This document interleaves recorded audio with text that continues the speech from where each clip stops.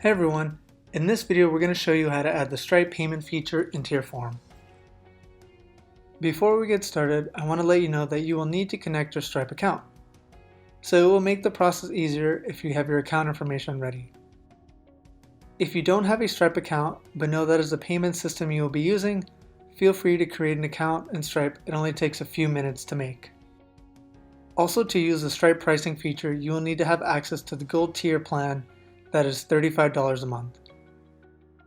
Now, with those things out of the way, let's get started. First, we're going to want to add the Stripe element into our form. We can do this by clicking on the Stripe payment element field towards the bottom of the left-hand elements grid. A pop-up will appear saying that it is currently not mobile compatible, but in the future this element will be mobile compatible. In regards to the pop-up, you can click OK. It will then take a few seconds to load, and then you should see a pop-up come up stating to use the Stripe payment element you will need to connect your Stripe account. We can click OK. And then we can click anywhere inside the Stripe element to then get the feature options to appear. At the very top, you can see the Connect Stripe Account button, so we can start there. Click on the button, and then it will take us to the payment settings where we can connect our Stripe account. Click the Stripe account button, and then it will open up the Stripe login screen for you to input your username and password. After you have done that, sign into your account. You will then see that Indition would like to connect your Stripe account. Click on the Connect My Stripe account, and then you will see in your payment settings that your account has been added.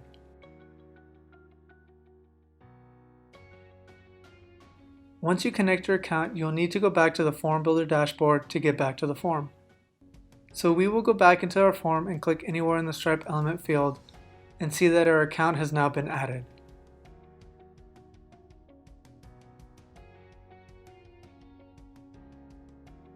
From there, you have a variety of customizable options to set up your payment form the way you want.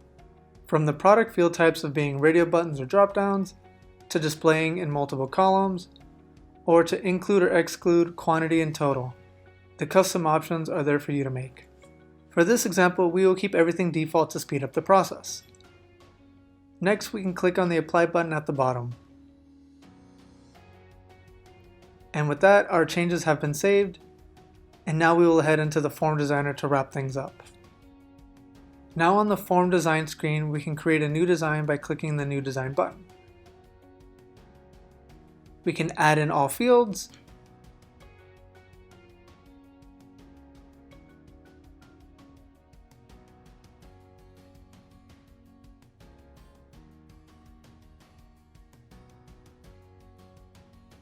real fast, I would change the form width to be 600 pixels to make it look nicer for the preview.